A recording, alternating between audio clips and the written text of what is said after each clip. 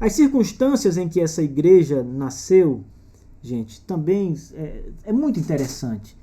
E vale a pena nós estudarmos e gastarmos um pouco de tempo nesses detalhes, porque eles são realmente cruciais. Veja,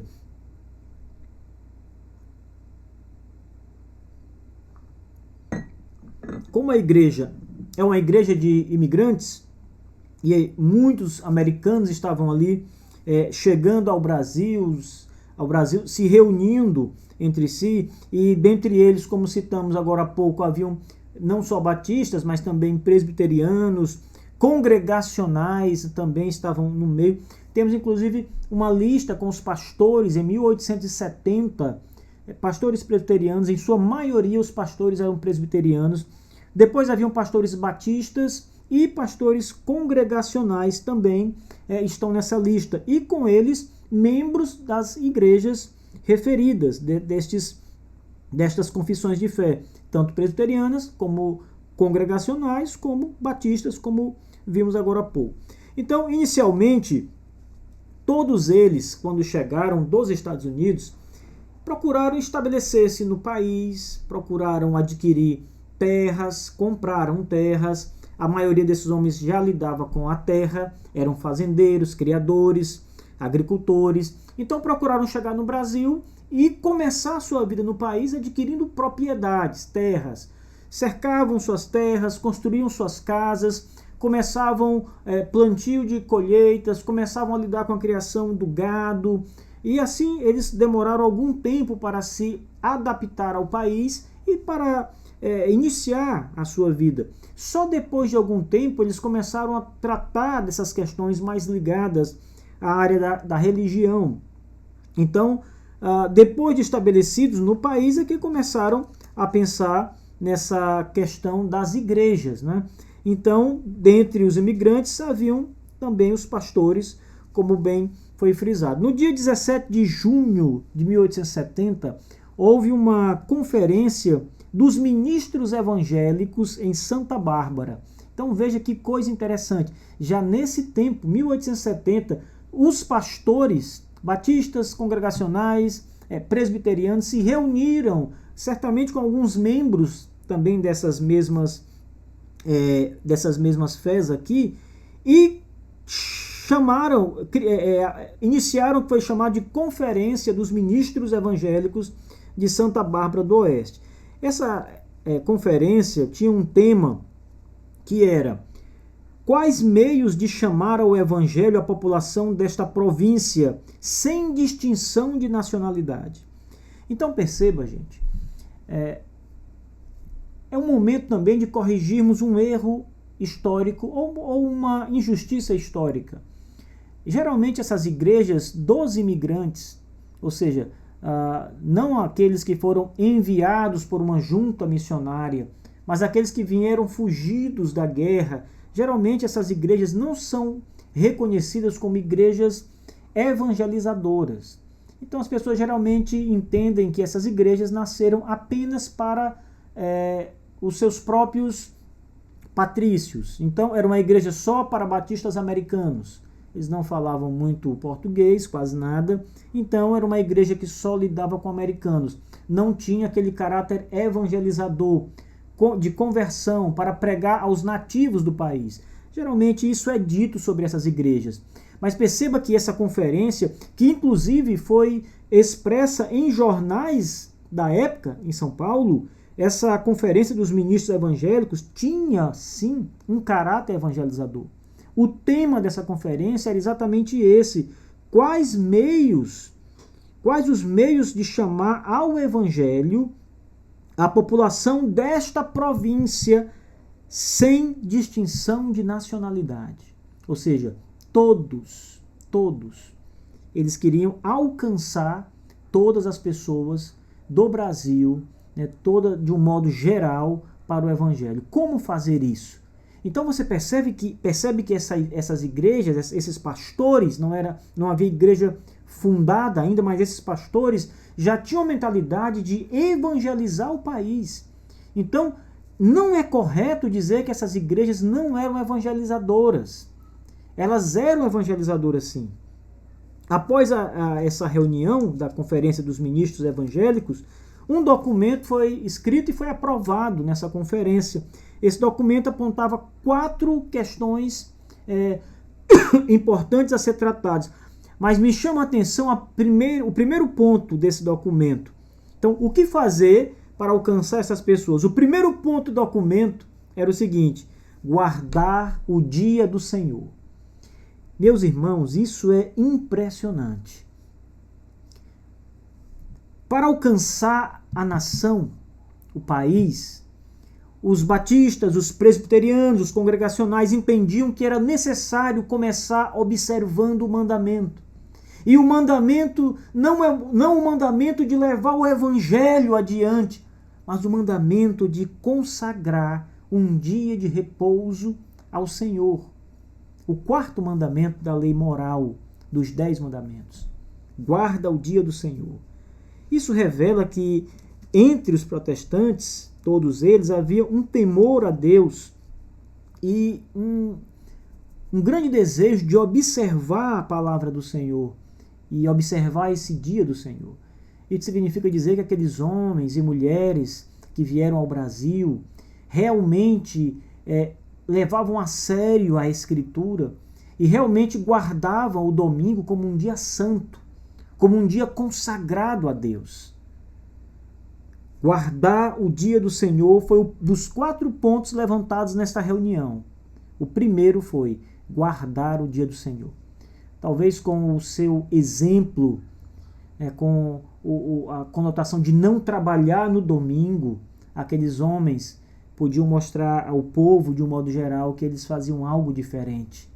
E ali talvez começasse a palavra de Deus a ser pregada através do modelo e do padrão e de um vínculo só. Mas acima de tudo isso, sendo estratégico ou não, estava ali o temor de homens e mulheres em obedecer o mandamento da lei de Deus, em guardar o dia do Senhor.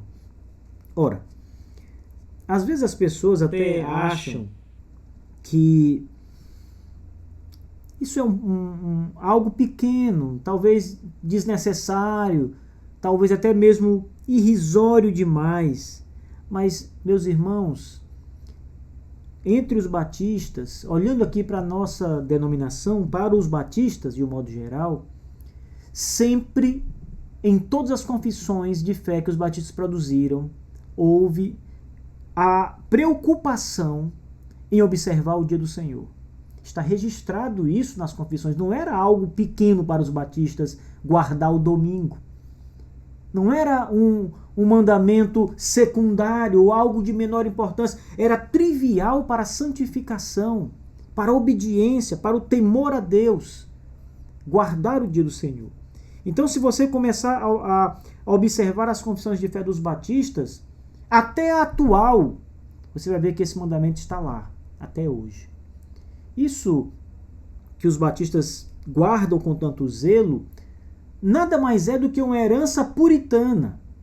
A Confissão de Fé de Westminster também está lá o mandamento, o artigo da confissão, mostrando que o dia do Senhor deve ser guardado, crido e guardado com reverência pelo povo de Deus. Os puritanos ingleses guardavam o dia do Senhor na mais alta santificação. Os puritanos nos Estados Unidos, aqueles que migraram da Inglaterra para os Estados Unidos, batistas entre eles, guardavam o dia do Senhor com devoção. E aqui está essa herança perseverando no meio batista, essa herança de puritana de observar o dia do Senhor firme. A Confissão de Fé Batista de 1689 e a Declaração Doutrinária da Convenção Batista Brasileira, que está em vigor até hoje, entre os batistas da Convenção Batista Brasileira, tem o mesmo entendimento quanto ao dia do Senhor. Na verdade, isso está inalterado. Deixa eu mostrar para vocês aqui o que diz a Confissão de Fé dos Batistas nesse ponto, porque é bem interessante você comparar esse princípio de observar o dia do Senhor com as confissões antigas e as atual e as novas. Mas veja o que diz aqui. Capítulo 22, né? Nós temos aqui o capítulo 22 sobre o culto religioso e o dia do Senhor. No 7º ponto, diz o seguinte, abre aspas, pelo desígnio de Deus, há uma lei da natureza que, em geral, uma proporção de tempo seja destinada ao culto a Deus. Desta forma, em sua palavra, por um preceito positivo, moral e perpétuo, válido a todos os homens em todas as eras, Deus particularmente nomeou um dia em 7 para um descanso, para lhe ser santificado. Observe que os batistas aqui, os batistas ingleses que criaram essa confissão, construíram essa confissão de fé, eles entendem que Deus, na semana, ele tira um dia e ordena que esse dia seja consagrado ou santificado a ele. O texto continua. Desde o início do mundo até a ressurreição de Cristo foi o último dia da semana, isto é, o sábado, o 7º dia. Mas a partir da ressurreição de Cristo foi mudado para o primeiro dia da semana, que é chamado de Dia do Senhor, e deve continuar até o fim do mundo como o Shabá cristão, sendo abolida a observação do último dia da semana. Ou seja, prevalecendo então a guarda do primeiro dia da semana, o domingo, o dia da ressurreição do nosso Senhor Jesus Cristo. Isso está na Confissão de Fé dos Batistas de 1689, de Londres, a segunda confissão londrina. Mas se você acha que isso é um mandamento patriarcal, se acha que isso é algo fundamentalista, é algo daquele tempo, veja o que diz a Declaração Doutrinária da Convenção Batista Brasileira sobre esse ponto. Ela também reconhece a santidade e o dever dos crentes em observar esse dia. Diz assim o texto do artigo 10 da Declaração Doutrinária da CBB, o dia do Senhor. Abre aspas. O domingo, dia do Senhor, é o dia do descanso cristão, satisfazendo plenamente a exigência divina e a necessidade humana de um dia em 7 para o repouso do corpo e do espírito. Com o advento do cristianismo, o primeiro dia da semana passou a ser o dia do Senhor, em virtude de haver Jesus ressuscitado neste dia. Veja que é o mesmo argumento, quase que a mesma definição que a Confissão Londrina de 1689 apresenta. Segue o texto da Declaração Doutrinária da CBB. Deve ser para os cristãos um dia de real repouso, em que, pela frequência aos cultos nas igrejas e pelo maior tempo dedicado à oração, à leitura bíblica e a outras atividades religiosas, eles estarão se preparando para, abre aspas, aquele descanso que resta para o povo de Deus, fecha aspas. Nesse dia, os cristãos devem abster-se de todo trabalho secular, excetuando aquele que seja imprescindível e indispensável à vida da comunidade. Devem também abster-se de recreações que desviem a atenção das atividades espirituais. Isso aqui está na Declaração Doutrinária dos Batistas da Convenção Batista Brasileira. Isso aqui é puritanismo. Isso aqui, talvez esse artigo seja ainda mais profundo ou mais exigente nas suas colocações do que esse que foi apresentado na Confissão de 1689. Perceba que o artigo da Declaração Doutrinária é muito explícito e muito detalhado nessa maneira de observar o dia do Senhor. Então, nesse dia, os cristãos devem abster-se de todo o trabalho secular.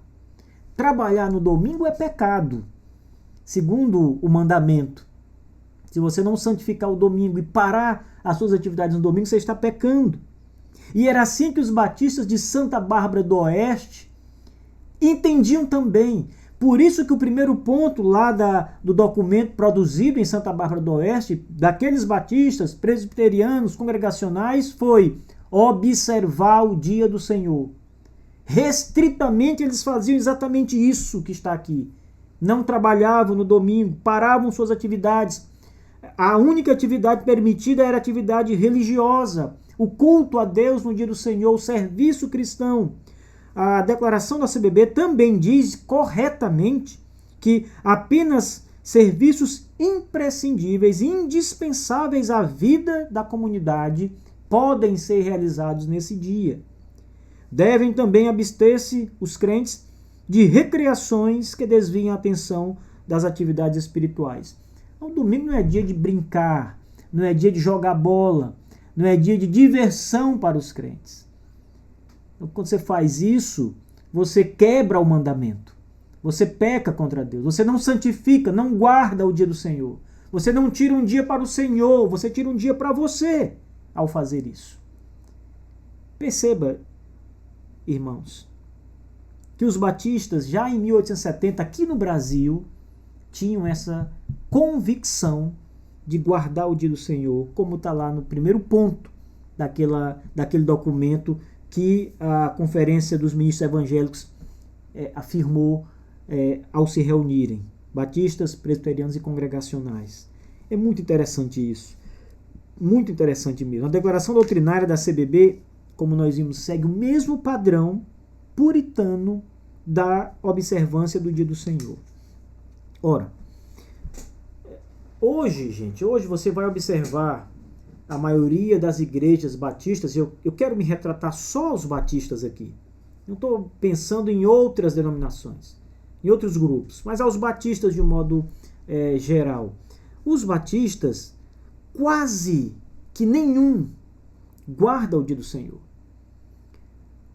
E eu não estou falando também aqui da questão pessoal, de você, como membro de uma igreja, ter a consciência e não trabalhar nesse dia. Eu estou falando em termos de igreja, em termos pastorais, de não haver o ensino, de não haver a reprimenda, a exortação quando o mandamento é quebrado. Ou seja, as igrejas, em sua maior parte, aceitam a quebra do mandamento de uma forma muito natural. Hoje, até as igrejas da Convenção Batista Brasileira, que estão debaixo dessa confissão de fé, dessa declaração de fé sobre o domingo, sobre o dia do Senhor, quebram esse mandamento. E muitas outras igrejas, não é só da CBB, muitas outras igrejas. A CBB é importante porque é o maior aglomerado de igrejas do Brasil, é a CBB. Mas essa é uma realidade dos batistas, infelizmente. São poucas as igrejas, com exceção, talvez, das igrejas batistas reformadas, que procuram observar o mandamento e guardar o dia do Senhor, mas ainda assim há falhas quando o quesito pessoal é observado. Agora, a grande questão é por que a CBB, a declaração doutrinária da CBB, traz uma colocação tão forte aqui sobre o dia do Senhor. Se hoje as igrejas não fazem isso, não observam o dia do Senhor, as igrejas e nem pastores, quase que na sua totalidade, eu não quero ser injusto aqui e colocar todo mundo dentro de uma caixa, mas de um modo geral, ou de maneira generalizada,